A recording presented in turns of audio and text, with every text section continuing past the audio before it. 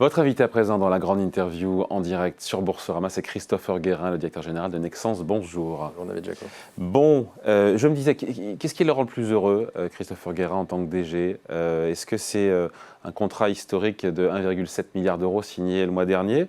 Ou est-ce que c'est le RC Lens, le Racing Club de Lens, qui est en Ligue des Champions quand on est sponsor? Ah oui, les deux. Parce que tout ça, c'est le résultat d'un collectif. Donc, collectif, parce que ça fait plus de 2 ans qu'on travaille sur ce contrat avec Tenet. Ça va être un contrat de Non, mais 2 milliards. il faut expliquer, quasiment 2 milliards. Nexans, c'est quoi, 6,5, 7 milliards d'euros de chiffre d'affaires? Ouais. Ouais. Ah, mais on se rend compte du truc, quoi. Donc, contrat historique du jamais vu. Connexion de ferme éolienne entre la Hollande et l'Allemagne, 2 gigawatts, donc qui est de réacteurs nucléaires. Donc, ça a duré des années, ça vous me disiez, ça a été compliqué. Ça fait 2 ans de préparation. Et puis, en fait, c'est vrai que l'opérateur Tenet a vu qu'il risquait d'y avoir une grande pénurie de câbles, parce que tout le monde est en train d'électrifier son pays, de basculer des énergies fossiles aux énergies renouvelables. C'est la fée électricité qui est de retour. Ouais. Et donc, ils ont verrouillé une grande partie des capacités des câbleurs pendant 7 ans. Voilà. Donc, un deal comme ça, il y a vocation à avoir des deals comme ça à 2 milliards tous les, je sais pas, une fois par an, tous les 3 ans? Ou est-ce que ça restera historique et exceptionnel? Ou est-ce Non, ça, c'est de plus en plus fréquent. Parce qu'en général, les deals chez vous, ils sont quoi, en centaines de millions d'euros, 300, ils étaient en centaines de millions d'euros. Alors, c'est vrai que pendant les 80 premières années de Nexans, on connectait des fermes éoliennes, justement des plateformes pétrolières. Ouais. Donc on était plutôt sur des connexions assez courtes de 50 km et c'était des marchés de 200 millions d'euros. Maintenant, la taille des fermes éoliennes et les interconnexions sous-marines qui remplacent un peu les pipelines de gaz, c'est des contrats qui démarrent à 300 millions d'euros et qui vont jusqu'à 1,5 milliard. Ça donne du boulot tout ça jusqu'à quand? Chez Nexans, on a du boulot garanti jusqu'à quand? Sur cette partie de grands projets haute tension, jusqu'en 2027. Voilà.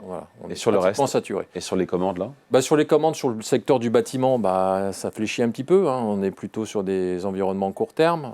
Ça fléchit un petit peu en Europe, aux États-Unis. On voit jusqu'à fin juillet. Après, grande question sur le deuxième semestre. Donc on a un peu les deux à chaque fois à gérer, le chaud et le froid. Bon. Il faut qu'on parle de ce livre, Pour aller dans le bon sens. Signé évidemment Christopher Guérin, nouveau modèle de management dans un monde en permacrise aux éditions du Cherche Midi. Le point de départ pour vous, c'est de se dire que les crises, on les a vues, elles s'empilent, elles se superposent. Crise climatique, crise Covid, guerre. En même temps, on ne va pas se taper tout ça tous les ans, tous les 2 ans non plus. On ne peut pas se dire que la nouvelle norme, la nouvelle normalité, c'est ça. Je pense que si. C'est ce qu'on dit. On pense que chaque début d'année, dit tiens, peut-être cette année sera un peu plus calme. On a eu la crise sanitaire comme tout le monde. Ouais. 2020. On a eu des attaques cyber assez importantes également en 2021. Et en 2022, on pensait que ça allait être une année un petit peu plus calme. Et on a, nous, 3000 employés en Ukraine. Ouais. On s'est dit, voilà, nous, on n'est pas préparé en tant que manager à dire comment je gère mon entreprise qui est dans un pays en état de guerre. Voilà, donc on a dû se réinventer, on a dû protéger les familles de nos équipes. Quand vous pensez quand même que vous êtes obligé d'opacifier tous les ouvrants d'une usine pour pouvoir travailler de nuit, parce que vous avez les drones russes qui sont là pour regarder les points lumineux, parce que pour eux, un point lumineux est une zone militaire, donc une zone pour être bombardé, vous n'êtes pas prêt à ça. Donc on se dit que chaque année, on pense avoir une année un peu sans crise, ce qui est faux, elle s'empile. Elle s'empile et elle continue. Donc ça veut dire vivre avec l'incertitude maximale. Il y a une théorie de l'incertitude maximale d'ailleurs. Donc quelle est la réponse en termes de management? Comment on s'adapte à cette nouvelle donne? Il y a un sinologue français qui s'appelle François Julien, je trouve, qui mérite d'être lu, qui a écrit un livre qui s'appelle « Les traités de l'efficacité et transformation silencieuse », où il met en parallèle la manière de penser du monde occidental, notamment des Européens et des Américains, qui sont plutôt dans une logique objectif, action, résultat, dans un monde linéaire. Et il l'a mis en perspective avec la pensée chinoise qui, elle, travaille plus sur l'environnement externe, le côté exogène, c'est-à-dire comment vont évoluer les territoires. Et les Chinois disent « pensons temps long » parce qu'on est incapable de gérer le temps court. Le temps court est fait de crise et il faut absolument transformer une crise en une opportunité. Ouais. Donc en fait, on trouve que quand vous lisez un peu ces livres de François Julien, vous voyez que la pensée chinoise, en tout cas, est plus adaptée dans un monde en permacrise que la pensée occidentale. Et au-delà de la pensée, concrètement, encore une fois, il y a un nouveau modèle de performance des entreprises. Vous l'appelez la rentabilité par la sobriété. En gros, ça revient à faire plus avec moins, c'est ça, hein? Oui, bah, c'est ce qu'on démontre à nos managers, hein. Nous, on a utilisé justement la crise du Covid comme une opportunité. Je pense que vous avez reçu peu de clients, David, qui vous ont annoncé qu'ils avaient viré 13 000 clients sur 17 000. Ouais. Nous, on a sorti 13 000 clients. Voilà. Ouais, parce qu'ils ne vous rapportaient pas assez. Non, on ne l'a pas fait dans une logique purement financière.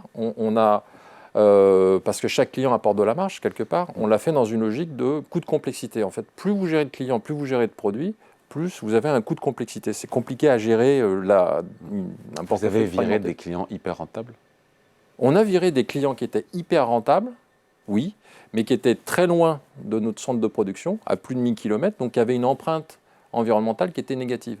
Parce que maintenant, on met en perspective, pour être un client de Nexans, il faut être un client dit Platinum, mais Platinum dans une logique économique. Il y a quand même une logique de rentabilité financière, il y a une boîte de côté. Oui. Mais il y a également le retour sur carbone employé du client. Est-ce que ce client nous coûte cher en carbone? Et s'il vous coûte trop cher en carbone? On regarde s'il y a des leviers opérationnels sur lesquels on peut jouer pour améliorer le quota carbone que le client supporte. Et sinon, on s'en sépare. D'accord. Et donc, vous vous êtes appliqué ce concept d'absence de croissance volumique. C'est ça un peu l'idée derrière? Ouais, c'est un peu ma bagarre avec certains analystes financiers. J'imagine, quand on est coté en bourse, quand on doit dire à un analyste, maintenant, il faut arrêter de regarder la croissance en volume. Tout est aujourd'hui. Tous les modèles sont faits comme ça. On valorise les boîtes en fonction de ça. Oui, oui, bien sûr. Le système, il est porté sur des règles d'abondance, Ouais. de croissance volumique, d'hypercompétition.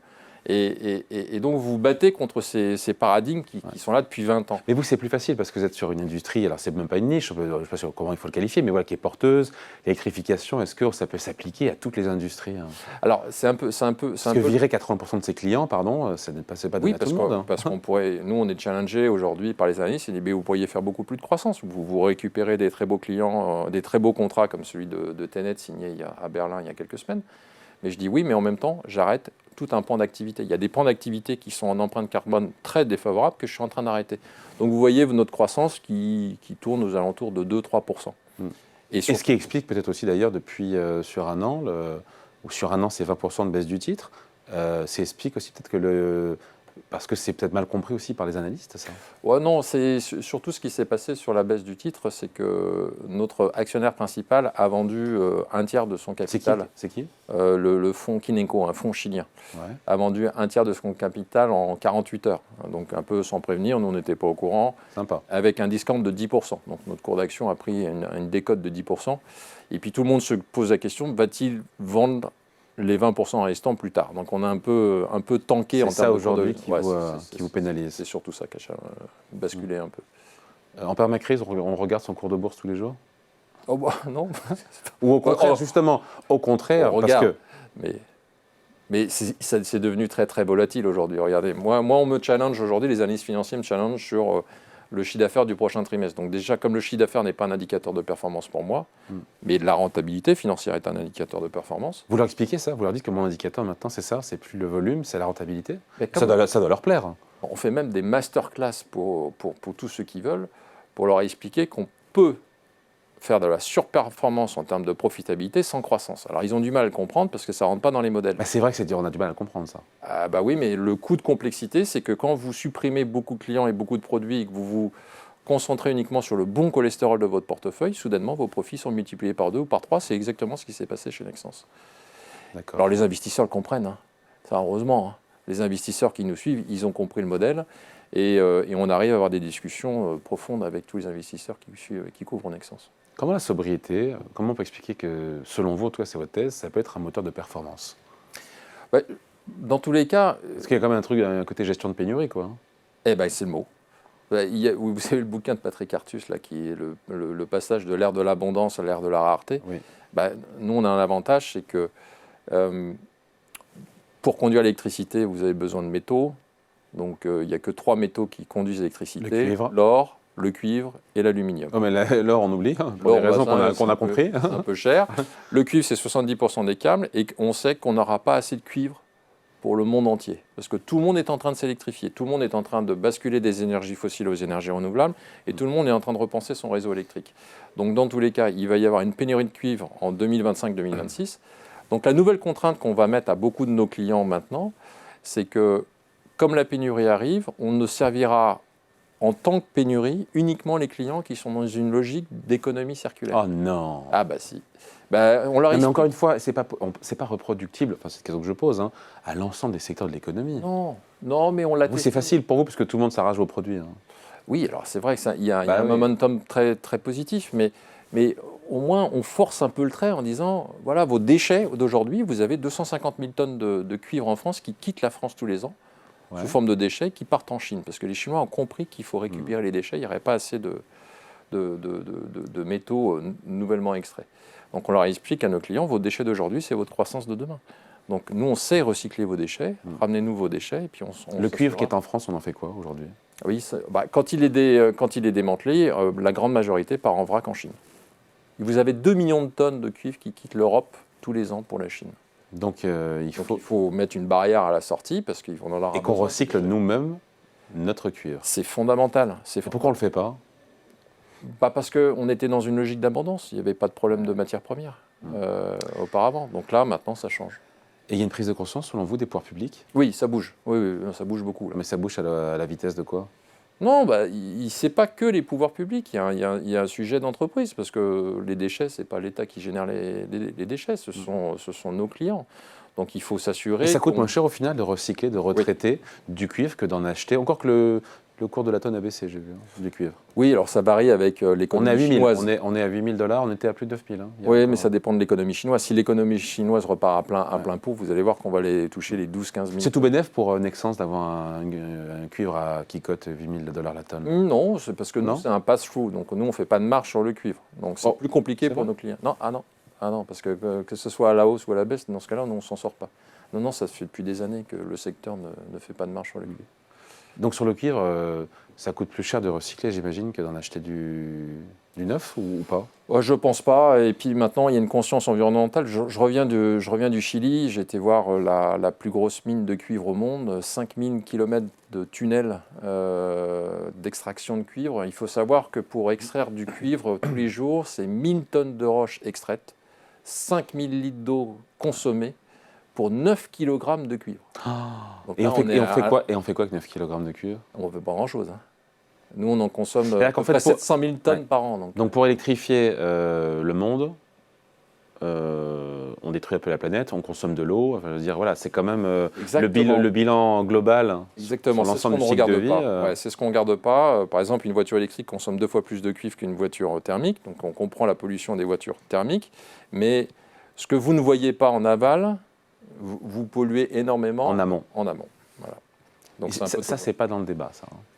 Ça monte de plus en plus. Par exemple, ils ont voulu tenter d'ouvrir 2 nouvelles mines de cuivre au Chili. Ça a été bloqué par le Congrès chilien pour des questions environnementales. Donc c'est-à-dire que vous, quelque part, vous avez un temps d'avance dans cette idée de la raréfaction, encore une fois, des matières premières et de préserver votre business aussi, au-delà de l'impact climatique. Oui, mais surtout, vous savez, on est sur des réseaux électriques, on est sur des réseaux télécoms qui étaient en basse cuivre avant la fibre optique. On est assis sur des mines urbaines. On n'a pas besoin d'aller chercher le cuivre. Quelque part, dans nos propres sous-sols en France, on a de quoi se fournir en cuivre pendant... Oui. Par exemple, j'étais avec le Premier ministre Jean Castex en tant que patron de la RATP, sur les extensions de lignes de la RATP sur lesquelles on fournit des câbles. Il faut aussi qu'on démantèle des vieux câbles qui ont été installés dans les tunnels du métro il y a 50 ans, parce qu'ils ont une vraie valeur. Je reviens au livre, même si on est toujours dans le livre. Votre modèle, c'est le modèle E3, économie, environnement, engagement. Économie, environnement, bon, vous voulez montrer qu'on peut concilier les deux, mais rien n'est possible sans l'engagement des collaborateurs. Il y a un sujet ou pas? Parce que sur ces sujets-là, on imagine que les collaborateurs, ils suivent, non? Oui, alors nous, on est une population essentiellement industrielle. Donc là, je travaille beaucoup avec des sociologues qui sont des spécialistes en sociologie du travail pour vraiment repenser le récit industriel. Hein, on a souvent des récits de col blanc. Nous, on aime bien... vous parlez de la raison d'être. Nous, c'est électrifier le futur. Mais quel est l'impact pour les opérateurs de production au quotidien? Donc on est en train de réfléchir sur... comment améliorer l'engagement, justement, en repensant un récit beaucoup plus industriel que orienté marché financier. Ça, c'est la première chose. Nous, ce qu'on voit, c'est qu'un bon patron d'usine ou un bon patron d'activité, généralement, il est bon sur la partie financière, il a une vraie conscience environnementale, Et en plus, on voit que les niveaux d'engagement sont beaucoup plus forts. On s'est aperçu dans les meilleures activités que le taux de diversité était plus élevé que la moyenne du groupe. La féminisation des instances dirigeantes était 5 points supérieure à la moyenne du groupe. Et donc l'absentéisme était aussi très très faible. À l'inverse, nos activités qui étaient les moins performantes économiquement, on s'est aperçu que leurs activités étaient également les plus polluantes. Oh, c'est dingue ça. Et d'un point de vue social, ils étaient nulle part. Mais nulle part. Donc on dit que l'engagement dans une entreprise et la performance économique et environnementale, c'est surtout une question de formation et de qualité de management. Bon, avant de se quitter, juste, on est sur Boursorama. Qu'est-ce que vous dites à celles et ceux qui n'ont pas encore un portefeuille de Nexans et qui ont loupé le train de la hausse, comme l'action a doublé en 3 ans, mais là, on est en baisse de 20% sur un an. Vous dites quoi? C'est une bonne partie. Il y a une bonne opportunité de repartir sur de bonnes bases, parce que c'est sûr que quand on était à 90 €, on se demandait jusqu'où on peut aller. Mais là, il y a une belle opportunité. Bon. Merci beaucoup. En tout cas, pour aller dans le bon sens, qui va être traduit en anglais? Oui. Christopher Guérin va aller aux États-Unis pour le livre? C'est pas ça, c'est que les Américains qui sont en train de regarder la taxonomie et l'ESG à l'européenne, il y a le patron de PayPal, ça sort partout à New York, qui a dit c'est une nouvelle forme de communisme, le côté bureaucratique européen. Donc ils cherchent des modèles beaucoup plus simples, beaucoup plus pragmatiques et plus faciles d'accès. Et notre petit modèle E3, là, en tout cas sur notre écosystème, marche très très bien aux États-Unis. Ils adorent, on fait des conférences là-bas maintenant. Voilà, pour aller dans le bon sens, un nouveau modèle de management dans un monde en permacrise, en crise permanente, aux éditions de Cherche Midi, signé donc Christopher Guérin, directeur général de Nexans. Merci. Merci beaucoup.